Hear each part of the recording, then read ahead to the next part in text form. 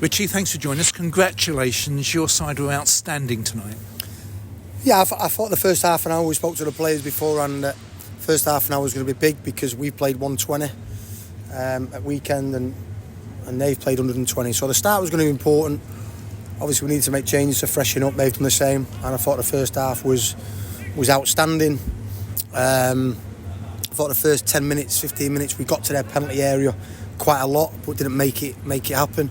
And next half an hour we got to their penalty area and made a lot of chances. So whether it be through good play or pressing high, we made different kind of chances. We played combination play with slip passes, or we played forward, landing on seconds, and then went straight for their goals. So yeah, really good performance. It was across the whole park, and the players played with so much composure and confidence. We spoke about it after Saturday. That's what he can do. He can give you a lift, and football is a hell of a lot mental. And if you've got a confident team with confident players, then football becomes a lot easier than when you're not confident. So I agree. I totally agree with you, Dave. It was a real confident performance. Load of standout. I know Ollie got man of the match. Don Ball was outstanding. I think that's the best we've seen of Jamie Donnelly. TJ has been outstanding now for 7 or 8 games. Jack Curry came back in and was outstanding. If I've missed someone out, Dan Aggie could have scored a few more. I thought he was threatening. He looked to threat all game. So if I've missed some out, then I apologise. But I think a lot of players can take a lot of credit for that. I thought it was an all-round performance. Achieved despite yet more injuries. Can we start with Darren Pratley? Yeah, we didn't use him as a concussion sub just because we didn't know. Sometimes you can, but you need to, first and foremost, Pratt's health is the most thing, so you need to err on the side of caution. So bring him off, but we didn't want it to use as a concussion sub because obviously we want to assess him in the next 48 hours and see how we are going forward. Dan Happy? Dan Happy, same thing, groin. I'm happy that he got the amount of time that he did. And the problem we had is Brownie was struggling, so I would have given Jack Simpson more minutes anyway, and I wanted to probably get DJ and a couple of others 25 minutes each because I want them to get up to speed. But Brownie was struggling.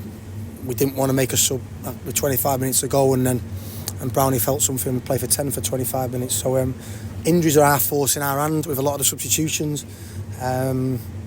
Obviously with Ethan missing again, we've got Zach back fit. It's difficult for us.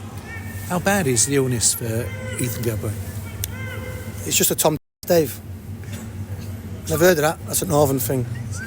He's got a dodgy stomach, which makes you. Oh, okay. That's the problem. Well, yeah. Thank you very much. Which is a problem when you've got shorts slang, playing football, isn't it? We don't want to see any of that. I don't think the groundsman will be too happy. It was a game that you watched from the gallery. Yeah, I mean, I started watching it gives me a clear view and a real. You don't get caught up in the emotion. When you're ground level, you have to follow the ball, whereas when you're higher up, you see the whole picture. And you can see that we've changed the way that we've played a little bit with our full-backs and with our midfield players. So I want to see how it works. I want to see how cohesive it is. I spent 15 minutes up there against Oldham, but we start really, really slow, really, really poorly. I didn't need to come down today because it flowed. The tempo was good. A lot of combination was good. All aspects of our game, the work ethic, the defensive part of the game. Apart from Sinclair sliding at the back post, I can't ever remember them arriving at our box. And they've got some talent. We know some of their players. We know they've got talented players. Martin's played in the top 2 divisions, so we know they've got threats. But I thought we was from start to finish really, really good tonight.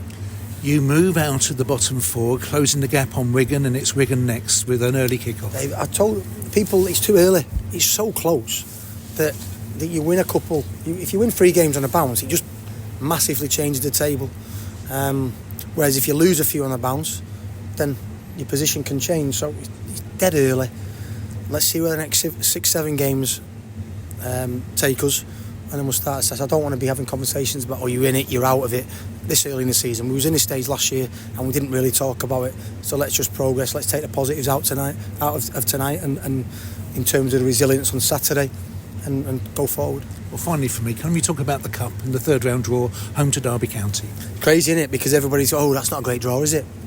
If you got 6 years ago, we're in the National League there. I think there was in and around the Premier League maybe a few years ago, but huge football club, traditionally one of the biggest football clubs of this country.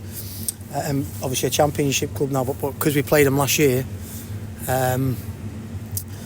it's kind of like not not a good tie. It'd be a full, whatever we give Derby, a huge club, they'll sell out. So I think it's not a bad one. We could have had Plymouth away, we could have Exeter away, so there's a lot worse out there.